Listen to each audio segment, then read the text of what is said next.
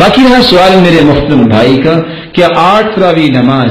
یا 20 تراویح، اگر تو کوئی 8 تراویح اس لیے پڑھتا ہے کہ رسول اللہ صلی اللہ علیہ وسلم نے پڑھا تو اس نے سنت کی ہے، ادا کی ہے، اور اگر اس نیت سے 20 رکعت پڑھتا ہے کہ یہ رسول اللہ صلی اللہ علیہ وسلم کی سنت ہے، تو یہ اس نے سنت کی مخالفت کی ہے، چونکہ اللہ کے رسول نے ایسا کام نہیں کیا، اور آپ کی طرف کسی ایسی بات کی نسبت کرنا جو آپ نے نہ فرمائی ہے اور نہ آپ نے کی ہے، نہ آپ نے اقرار کیا ہے، تو رسول اللہ صلی اللہ علیہ وسلم کا فرمان اس کے بارے میں سن لیجئے، من کذب علی متعمدا فلیتبوأ مقعدہ من النار، جو بات خود کر کے، عمل خود کر کے نسبت اللہ کے رسول کی طرف کرتا ہے اس کا ٹھکانہ جہنم ہے، اور دوسری روایت میں آتا ہے فلیلج النار، وہ جہنم میں داخل ہوگا۔ اور اگر اس نے 20 یا 30 رکعتیں اس نیت سے پڑھی ہیں کہ میں نوافل پڑھ رہا ہوں، اس پہ کوئی قدغن نہیں ہے۔ صحابہ کرام اور تابعین نے بھی 39 تک، 36 تک اور 32 تک کی رکعتیں پڑھی ہیں، تو اس پہ کوئی قدغن نہیں ہے، اس لیے کہ رسول اللہ صلی اللہ علیہ وسلم نے وہاں بھی فرمایا تھا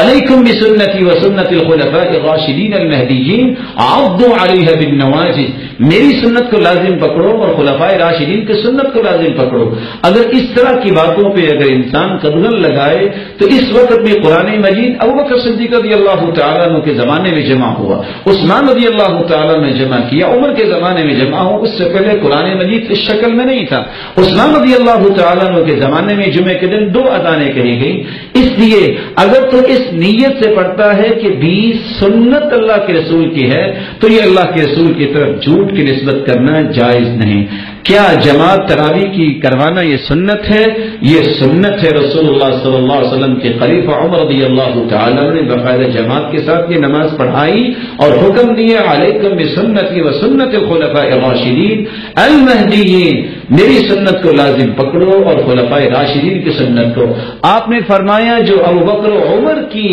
سنت کو اختیار کرتا ہے اللہ تعالیٰ اس کو کیا انعام دیں گے؟ وہ ہدایت پر ہوگا۔ بلکہ آپ نے فرمایا ہما اذنایا، ان کی اسلام کے اندر حیثیت اس طرح ہے جس طرح میرے 2 کانوں کی حیثیت ہے۔ رسول اللہ صلی اللہ علیہ وسلم کے فرمان کی روشنی میں ہمیں باجماعتی پڑھنی چاہیے اور ہمیں اس کا اہتمام کرنا چاہیے۔ خود رسول اللہ صلی اللہ علیہ وسلم نے بھی 3 دن جو تراویح پڑھائی، نماز پڑھی تھی، تو صحابہ کرام پیچھے نماز کی شکل میں ہی پڑھے تھے۔ اس لیے ان صحیح بخاری کی روایت کو سامنے رکھتے ہوئے اور اس صحیح الجامع کی روایت کو سامنے رکھتے ہوئے ہمیں باجماعتی تراویح کا اہتمام کرنا چاہیے۔